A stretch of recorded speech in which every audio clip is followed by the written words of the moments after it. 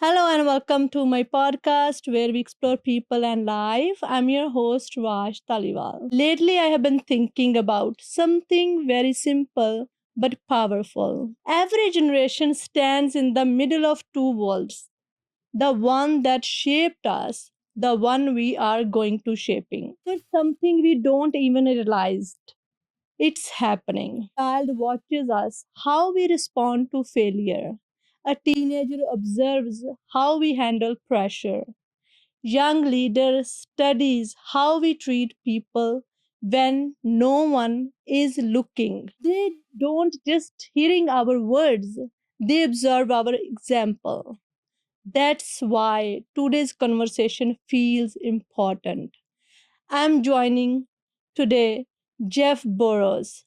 Jeff runs a martial arts school. What I find powerful about Jeff's journey is this: he sees growth in actions, he sees transformation, he sees what happens when discipline meets encouragement and when leadership is modeled consistently. So, today we are going to explore what he observes across generations, what truly helps them. People flourish, what we should be intentionally passing through.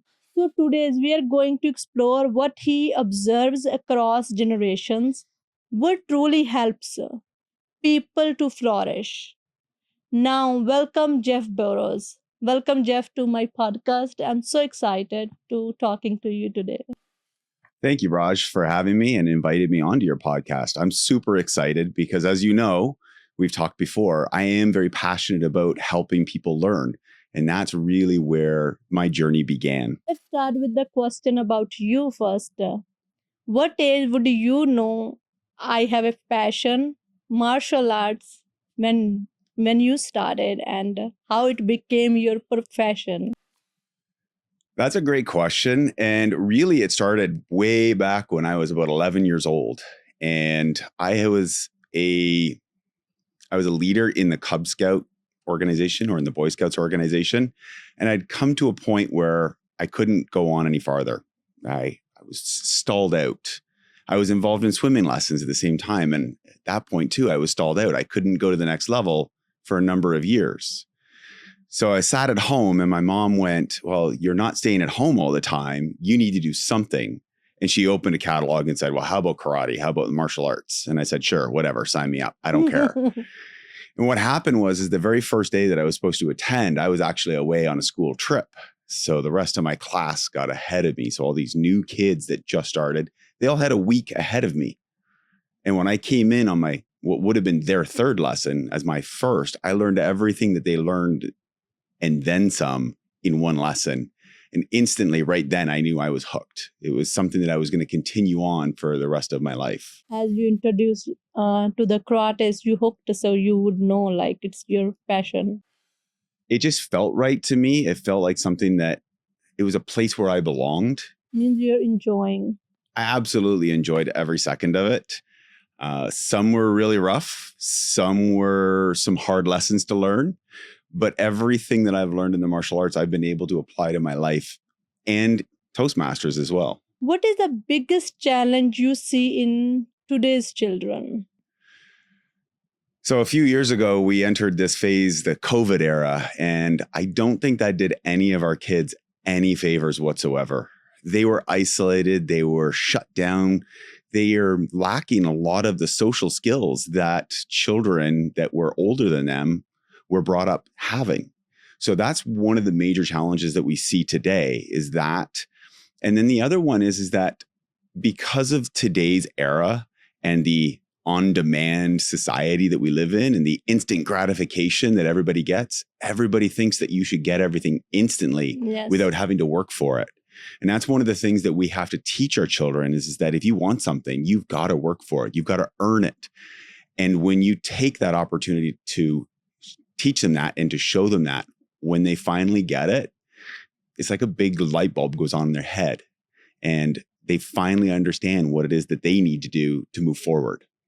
Children should be out and see the world, how it works for them. And they should learn from their experiences. Absolutely. It's that social interaction that is half of our children's development. Yes. When we take that away from them and all they have is this digital interaction where they're interacting online with their classmates, with their teachers, everything that happened during that time frame, it steals that time from them that they can never get back. Yes. So they really fall behind on those skills where they're able to work with each other. Yes. Like I think about my oldest daughter in this situation who's going to be 13 shortly. But right before COVID hit, she was doing fantastic in school. She was loving it. She was really great. Then COVID hit and she really shut down and she really turned inward. And a lot of things were hard for her after that. Yes. And it wasn't until she figured out how she learns best that she started to reignite the passion for learning and excel. What pattern do you see in parenting today's world? What is your experience? So the biggest one that I see, and you're probably going to laugh, is that most of the time the kids run the house. Parents seem to feel that they need to give their children everything. And they're not willing to teach them how to live with disappointment, with failure, with not getting everything they want instantly. And I think about all the things that we do as parents for our children. We always want to be better than what our parents raised us to be. But what happens is that when we give them everything they want and we don't allow them to work for things for themselves, what I've seen is that it ends up creating a little bit of a spoiled society where kids kind of get upset and they throw temper tantrums if they don't get their way. Right? We see this in our martial arts school all the time where someone's not getting their way, they're not getting their next belt, they're not getting their next stripe because they have to earn it. And they throw this temper tantrum. Then the parents talk and then they say, well, that's it. We're not going to do this because we don't want to put too much pressure on their child. We don't want to see them have this anxiety. So they tend to take people out real fast without children learning how to be able to adapt and how to be able to learn through failure, which is a really important lesson that we all need to learn. I mean, I grew up in a household where my parents truly believed that if I wanted something, I should find a way to go earn it. And I remember going out and getting a job when I was only 13. I got a paper route. And that was the first experience that I had of being able to be independent. If I wanted something, I could earn the money to go out and buy it. And that's really, it's something that I feel is missing these days. Yes. Is that opportunity for people to go out and earn what they really want or really work for it. Because nowadays, we tend to take for granted the whole digital currency kind of era where, and I'm not talking about cryptocurrency or anything like that. I'm talking about like credit cards, bank cards. Children never really see you have to work so hard or for so many hours to get money to be able to go out and buy something. And it takes you time and effort. Right. That exchange is something that's missing when kids don't necessarily see that paycheck coming home and mom and dad going to the bank and cashing it. It comes straight into the bank account, goes straight out on all the debit card payments. So that kind of thing is missing. And it really helps to mold who we are as children. Right? So growing up, I've already created this sense of, I know what I need to do. And I know how hard I need to work to go get something. So I enjoy it more. I respect it more and I treat it better. Right. Nowadays, you see a kid, they get upset with their cell phone and they throw it. Yes. They want new phone and exactly. They want a new phone every time that Apple launches a new iPhone. It's like, no, you need to go buy it for me right now. I've had this argument with my youngest son where he wants a new computer. He wants an iPhone. He wants an iPad. He wants everything given to him, but he doesn't want to earn it. So, I mean, that's a real challenge and a real problem that parents face these days. What should we do when children suppose that child go to university, studies hard. He cannot do work. If that child do work, he would not keep up with their study. What would you advise on that situation? All kinds of different solutions or all kinds of different things that we can do. It's a matter of being creative.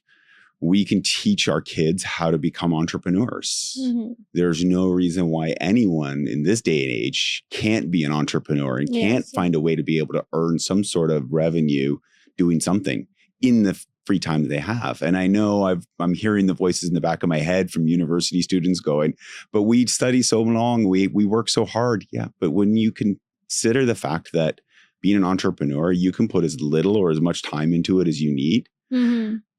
Some weeks you put a little less into it. Some weeks you put a little bit more into it, right? It's an opportunity for you to be able to prioritize what's important for you.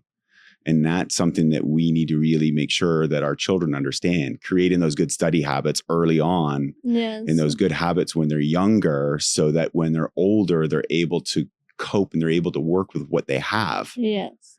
And then they have that opportunity to be able to, well, maybe they don't be able to get that traditional part-time job at a store somewhere, but they can find a way to earn money online and earn money as an entrepreneur themselves. In terms of habits and discipline, people said, okay, like especially teenager who's going universities or like older 18 above, they're saying, I'm studying, it's not time for discipline and habits. What do you take on that? Well, that right there is a habit in itself, right? If you need to be able to study, you need to be able to work and concentrate and focus. That's a habit. Yes. That's something that you need to create. And what we forget is we always try to create these big, massive habits. Yeah. But what we should be doing is just starting small. Yes. Create a small little habit. I think it's James Clear who wrote the book Atomic Habits. Yes. And he talks about creating a small little habit and then add on another habit that tacks onto that habit. Yes. So that eventually we create bigger habits by creating small little pieces of them. Right. So I think that's really a way that we should be looking at handling studying, at handling being able to go to university, being able to accomplish and thrive in that kind of a program. We all have to create these habits some point or another. And here's the thing is that when we create them, we actually create a little bit of space, a little bit of comfort for ourselves, because our mind can relax, our brain can relax, because it's not having to think and focus as much. Yes. Because it's relying on a habit that you've already developed and already built. Yeah. What we do is we develop those disciplines and those habits early on in childhood. Yeah. And those carry forwards. Yes. So if we want to create a new habit, we have to basically override the programming that we've already written inside of our brain to be able to change that. Not everyone can do that. Not everyone has an easy time doing that, right? I compare a nice, easy habit with being able to walk. When you're a baby, when you're first born, what goes on inside of your mind in order for you to be able to walk is your brain is literally going, okay, well, I need to lift up this leg. I need to put it forward. I need to put it down, transfer the weight, lift up the other one, right? And you're literally having to think about each step because you haven't created a habit of it yet. Yes. It's not built into your subconscious. Yes. So it's not that subconscious program, right? And as we get older, walking becomes something we don't even think about until we have to think about it again because we end up tripping over our feet. Yeah. But what we need to do is the same sort of idea with everything else that we do. We need to build these habits, like you said, like yoga, getting into the habit of doing it to such a point that it just becomes part of who we are. Yes. It's part of our subconscious programming that we just get up and we do it. Yes. When we start to make excuses, it's usually because we haven't prioritized time or prioritized an activity correctly. Studying is absolutely important to make sure that we get good grades and make sure that we're successful in university. But if you're not doing the things that help support that, such as exercising, such as eating right, such as making sure you're getting enough sleep, yes, it doesn't matter how much you study. Yes. Your brain simply won't function the way it's supposed to function unless you're taking care of yourself. I've seen at my house often always excuses a lot the terms of doing things. So always like they said, you have time, that's why you can go to yoga. But I'm always like wake up early morning. If 1 hour later I wake up like not 6 or 7 on the weekend, I'm behind whole day. My schedule is way behind. Mm-hmm. So I'm upsetting. My mind is not focused that much. So it means like I have been doing so long, like many years now, it's 18 years almost. So it's might of that a result of today, like I couldn't resist to go to the gym and do yoga, start with my exercise. Well, that's the thing is you've already built that into your subconscious. If we're first starting out and we need to get this built in, trying to create the habit of doing 7 days a week, it's way too much. Yes. Well, what if we create the habit of doing it once a week for 5 minutes? Yes. It doesn't even have to be going out and going to a gym, but maybe popping into the living room, turning on an exercise program somewhere and following it for 5 minutes. Yeah. Do that for a couple of weeks. Yes. Then we'd say, we're now really good at being able to do 5 minutes once a week. Maybe we do 10 minutes twice a week. Yes. And we start to build those habits out. So a lot of times what happens when we talk about, I don't have the time for this, I don't have the energy for this, it's because we're trying to go from 0 to 100 right away. We forget that things are taken one step at a time. And I mean, even apartment buildings are big, huge, massive buildings are built one brick at a time or one piece at a time. We need to be doing the same thing with our habits. Do you think our children, as a parent, we should mentoring, we should keep saying things and like pushing kind of thing, like with good habits, good study habits or anything? So this is a really delicate line that we need to walk as a parent because we know what our children need in the future, but we also don't want to push them to the point where they start pushing back. And that's where a lot of parents fall down. Mm-hmm. The best solution is for you not to be that person that pushes them, but get someone outside to be that person that pushes them. Why is that? Because your children naturally have the inclination that, hey, your mom, your dad. Yes, that's true. I'm gonna hear it from you anyway. And they tend to, at some point in their life, usually at about 8, 9 years old, they tune you out. Okay. And they don't listen to you as much. Yes. But now you have an outside influence. And this is where I see a lot as a martial arts instructor over the years, is that a lot of parents have come to me saying, hey, my child needs help with this. They don't listen to me. And through the program and through training and working with them, the child now understands and listens to the instructor, which then in turn can help direct them back to their parents.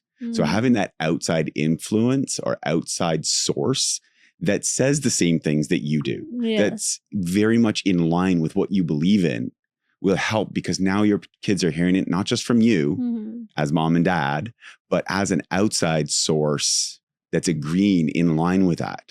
And all of a sudden they start thinking, well, maybe mom and dad aren't so bad after all. Maybe they do know what they're talking about. As example, my daughter other day was saying like, you never knock the door. And her father does that. And I felt so wrong about that. Like she felt that way.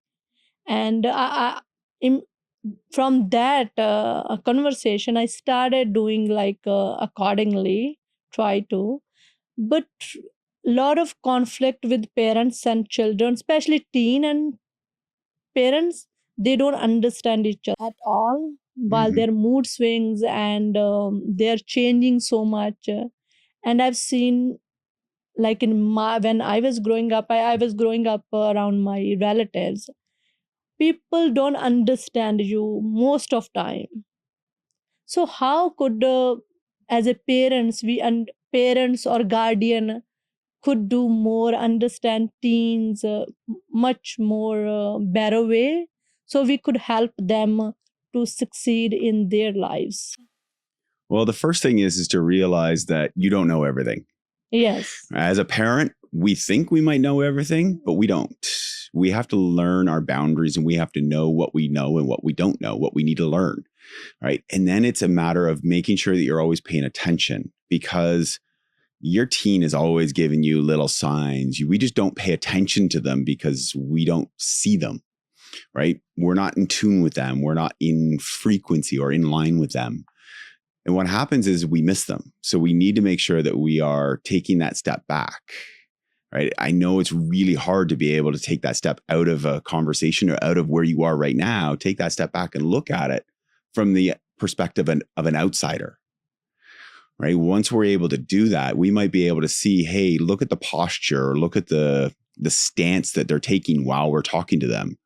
That's our sign, right? And we miss that kind of things when we're really truly engaged with a conversation with them, right? I know several times. I'm guilty of it too.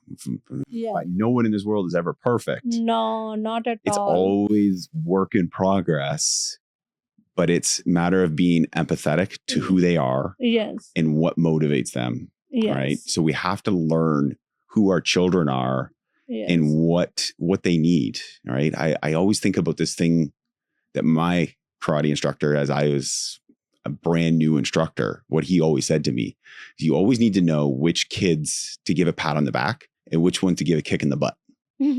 Right. They're always one or the other. Yes. Right. And nowadays, I think it's kids need more of that pat on the back than the kick in the butt. Yeah. Because they're very easy to become upset. They're very easy to become agitated. What do you think it's behind? Well, Compared to old generation, like even except mine, I'm in my 40s. And I never offend a lot with my elders. But these days, teens do that. They offended very easily. Mhm. And they want to listen only praise. They haven't gotten that experience of learning how to be able to take critical feedback. Right. So that becomes a little bit of a challenge for them. When we think about the era where everybody wins and everybody gets recognized, everybody gets celebrated. Yes. Well, we also take away the ability to cope with failure. Yes. I mean, I think about how many times does a child come home and say, oh, I got a medal. Yay. And they're all happy about their results, which is great. You know what? They tried. They should be celebrated for their efforts. But at the same point, how do we convince them to keep pushing, to keep growing, to keep moving forward and get better? Yeah. We learn more from our failures than we ever do from our successes. True. I can think of every failure that I've had and the lessons that I needed to learn from them. I can't necessarily remember every success that I've had in my life.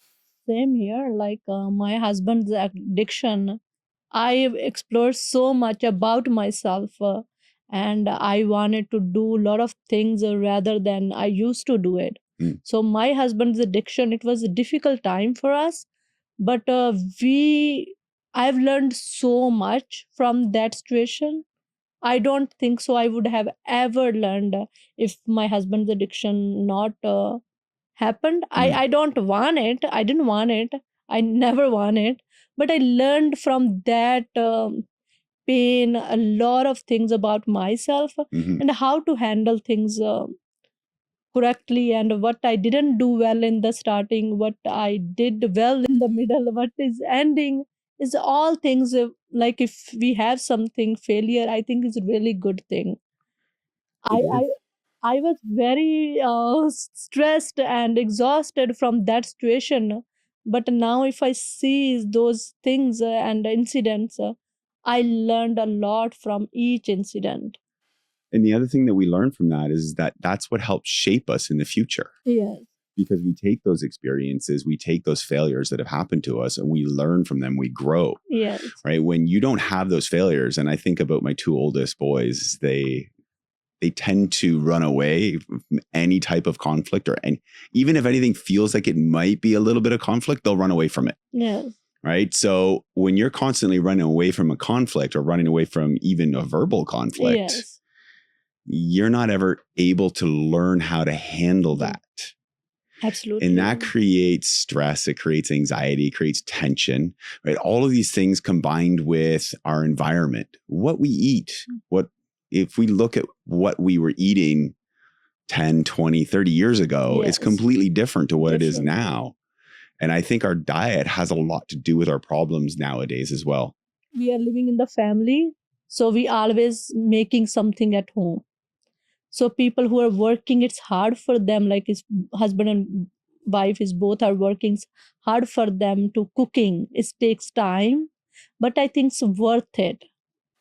Absolutely, it is. It's worth it. One of the things that we did with our children is that they actually are responsible for helping prepare and cook at least one meal a week. Right. So my three oldest, I have 4 kids, right? Okay. And the youngest one's only 6, so we don't expect her to do this. But the 3 oldest are expected to help and cook at least once a week. so that they are involved with the process. Yes. Right. So you kind of ask them, what do you want to have for dinner that night? And we kind of guide them to make sure that they have the right choices, that it's good whole foods, healthy foods. And then, okay, great. So we're going to help you prepare it and cook it, because it does two things. Number one, it gets them involved, so they're more committed to it and they're more likely to be involved with eating the healthy foods. Yes. But number two, it also sets them up for their future, so they know how to cook. Yes. How many times do we come out and it's like, oh, well, all you can make is a can of soup or some pasta or something. Yeah. Right? Like, I mean, there's so many things that can be taught through working with our kids as they're younger. Yeah. From that, I want to ask question. Our kids sees us, everything, even they were not saying, but they observing us, our action, our behavior, how we see the world. Mm-hmm. How much should we pay attention and do right things? It's hard to do, but do right things, which is not only good for our family to be succeed, also for society, also for helping each other and emotionally understand each other. Mm-hmm. I really believe these days people understanding more than used to be. Emotionally, they don't want to enter other person's space much, but they used to be. I've seen in my culture a lot. What do you see, like as a parents and as a guardian, children growing around? What should we pay attention? Our kids only learned from best things from us, so we could, because that's generation who would our next world going to be created. Right. So one of the things that I think about is that phrase, do as I say, not as I do, and how wrong that actually is. When we think about it, kids right from birth are paying attention to us. They're mimicking us. They're copying us. So it's really important that we do and say things that are aligned with who we are. Right. And what that needs to be is it needs to be truly aligned with who we are. Yes. We can't say one thing and do something else, and then it's totally against what our own values are. Yes. So I think as parents, the first thing that we need to really do is look and see what are our values and Yes. how do those portray outside. Yes. Right. For me, one of my biggest values, which is why I love Toastmasters so much, is integrity. Yes. And I could have talks about integrity all day long, Yes. but I need to make sure that what I do at home and what I do at work and what I do at Toastmasters and what I do at the karate school, it all aligns with integrity. Yes. Because the second that I take myself out of integrity, I'm now no longer in line with my own value. Yes. And that's what the kids will start to see. Yes. That's what our children start to see. Yes. And they start to recognize that. Yes. And what happens is they think, well, mom and dad don't do this. Why should I have to do this? Yes.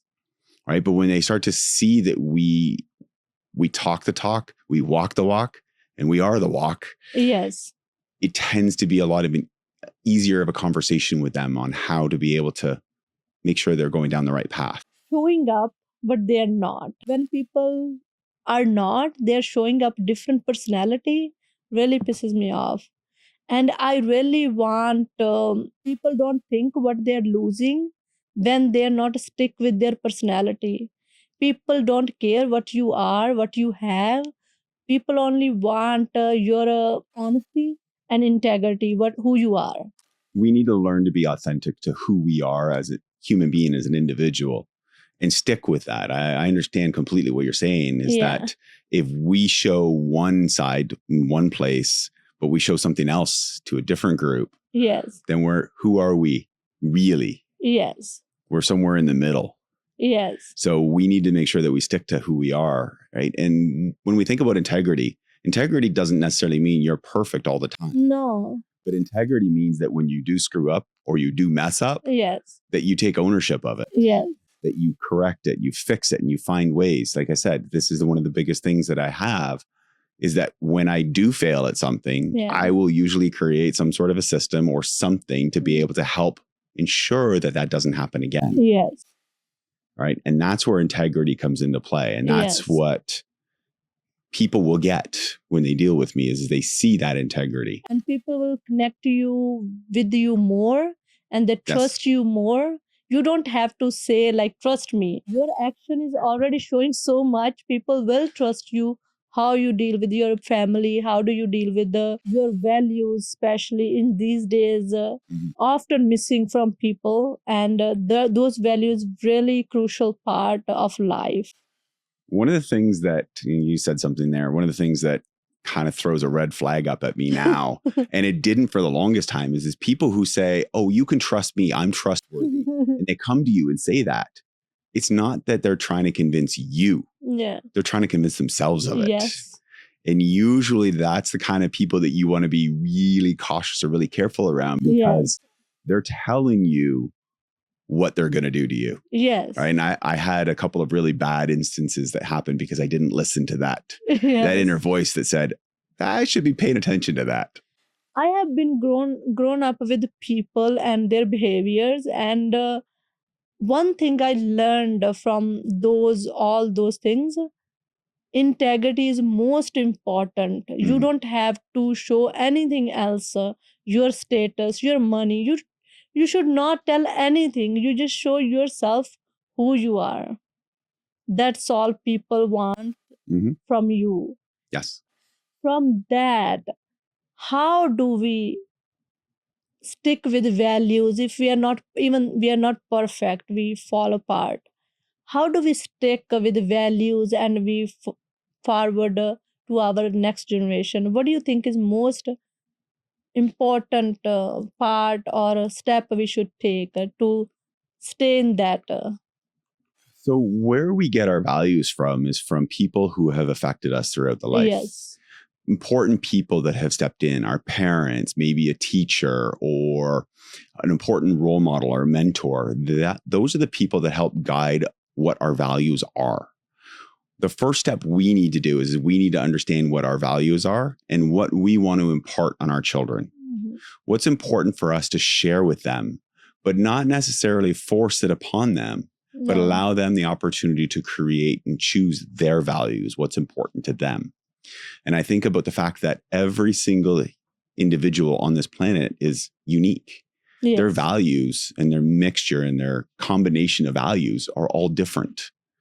So we need to really make sure that we understand what our values are, have that conversation with our children. What's important to them? What do they find is most important to them? And teach them how to be able to act within those values. So that's really the first step.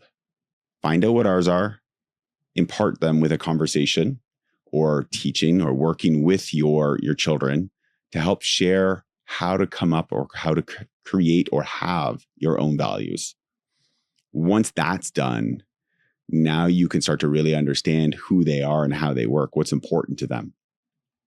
And the most important thing we have to remember is that as we grow and as different things happen in our life, our values may change and may shift. Yes. But there are always some core values that are so important to us, they stick with us for life. Yes. Perspective of seeing certain things have changed. Because sometimes like I used to think like when you lie once, okay, that's it. You're not a good person. But now throughout the life experience, depend what kind of lie. You have to be careful, and you have to take, if person lie to you, why did that person lie to you? And what their attention, might not attention to hurt you, but they want to hide something from you. So we have to change the perspective from the life experience, like why people did and why they hide something from you. And from that, what one thing we should teach our children from our experiences? Should we tell our experience to our children or our grandparents so they would have a better idea? Because this digital world is completely different what I've seen at my house and even everyone's house, like children are focused on digital world. Mhm. It's important to make sure that we learn how to be able to disengage from that digital world and teach our children how to disengage from it as well. Having those conversations and sharing your life experiences is something that's important because we have stories, Yes. right? And it's how we tell the story to our children that matters. Yes. When we think about it, and I was just watching a webinar on storytelling, we need to make sure that when we tell a story, it creates an emotional impact with our children. That's how they remember it. If they look at us and they're just like, oh, here goes mom and dad again, talking about this, right? And I see that a lot. It's because we haven't connected with them. We haven't given them a reason why they need to care about it, right? Today's day and age, they really need to know why they need to care, what's in it for them, why it matters to them, or why they should think about it. Because for them, it's so easy for them to just hop online and go on YouTube and get sucked into the digital YouTube world for hours on end. Yeah. Right? So why should they listen to us? Well, that's what we need to work with our children on, to be able to share and pass along those stories. Because it's not just our stories that we need to pass along. It's stories that came from our parents down to us, from their parents to them, to us, right? When we think about the way that stories shape and affect us, it's how we tell them that allows that story to continue and move forward. What role does mentorship plays in shaping confidence? Ooh, the mentorship question. I truly believe that we all need mentors, not just one either, multiple mentors, people that can help guide us or steer us in the right direction in whatever part of life we need one in. Yes. For example, if we need one in finances or in job or in public speaking or in leadership, we should find someone who's been there that can help get us to where we want to be. It's so important to learn the lessons that our mentors teach us. Mm-hmm. And a good mentor will let you discover it by asking questions. Yes. They won't necessarily tell you the way, but they'll ask questions in such a way that they bring that answer out of you just by the questions they ask, right? And that's so important because it allows us to be able to shortcut success because we learn from their failures. We learn from their lessons and their guidance. So for me, mentorship is extremely valuable. It's extremely important. And we should have mentors in every part of our life at one point or another. It doesn't necessarily mean that you need a mentor all the time. Yes. You need time to be able to adapt what that mentor has taught you, implement it, get it into your life and perfect it to the point where you can say, okay, I'm ready for the next lesson. Yes. And I do believe that I grew up with around my aunt, and she has been my mentor. Whenever I had an issue, I ran to her and tell her what I was going through. And she always like calmly giving me solution or advising me how things going on and how we could handle. I think it's really important if we have someone in our life. Yes. And the other thing about mentors is it's important to make sure that they align with our values. Yes. Because the worst thing you can have is a mentor that is totally 100% in the opposite direction of what your value is. Yes. And they try to drag you in that direction. Okay. It stalls us in our learning and our growth in such a way, and it affects our health in ways that we don't even understand. Because it puts us into disarray, our mind into disarray. And it's very difficult to try and see that when you're in it. Yeah.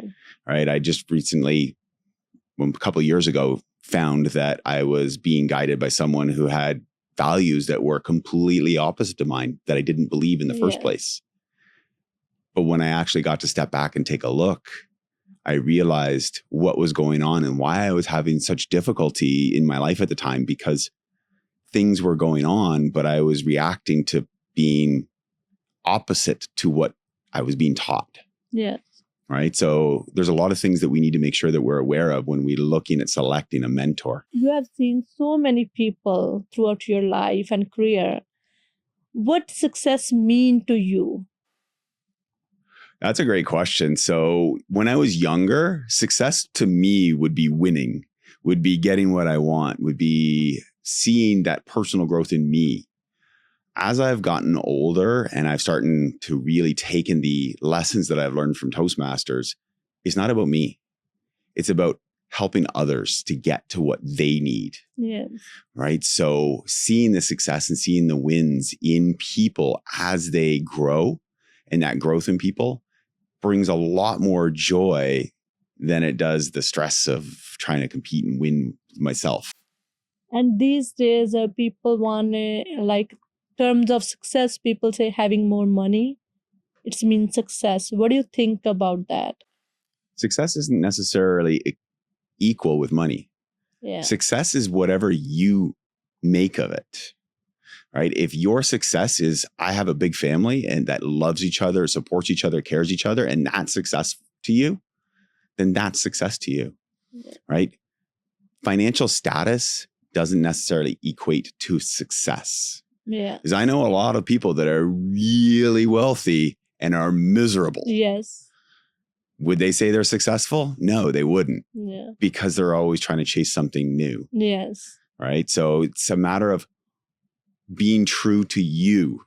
We talked about earlier, Yes. being authentic. Authentic. When you're your authentic self and you are truly 100% you, Yeah. you'll find success a lot easier than if you're just trying to chase something that you think might make you happy. That answer is really amazing, because success not means like how wealthy you are. It's success, how do you see you're wealthy? If your health is your main concern, and that's your success, you are working on it, and you're having healthy life, having children, depend how you see the success, not the other people how they see the success. So important to make sure that when we view success, we view it from ourselves. Yes. It doesn't matter what everybody else thinks. Yes. Because here's the truth of the situation. They haven't grown up in your situation. No. They haven't lived your experiences. And No. even if they did have the exact same experience as you, their thought patterns, their life would be different. Yes. So success is an individualized thing, and we have to think about it from ourselves. We really have to have that introspective Yes. as to what success means to us. In the end, what you want to add for anything for children? How do we help them? How we understand more? Well, here's the thing that I've learned about leadership and about development. It really starts with ourselves. It was a book that was recommended to me years ago, The West Point Way of Leadership by Colonel Larry R. Donathorn. It really talks about 4 levels of leadership. And we have to learn how to be able to lead ourselves first. Yeah. There is no way that we can lead anyone in this world if we are not able to lead ourselves, right? So that define success, create our habits, create our successes. All of these things are how we were able to lead ourselves and build ourselves up. Once we get good at that, we step into the role of mentoring, one-on-one. How do we lead one person to another person, right? And once we get good at that, then we step into how can we lead a small group? And when we get good at leading a small group, we then elevate ourselves and we learn how to lead the leaders. And this is really what we need to do with children these days, is we need to teach them right from the ground up how to lead themselves, how to lead one-on-one, how to lead a small group, and eventually become the leaders of leaders. In today's day and age, leadership is so important and so missed. I think about all the great leaders we've had over the years in history, and the people that we think are fantastic leaders.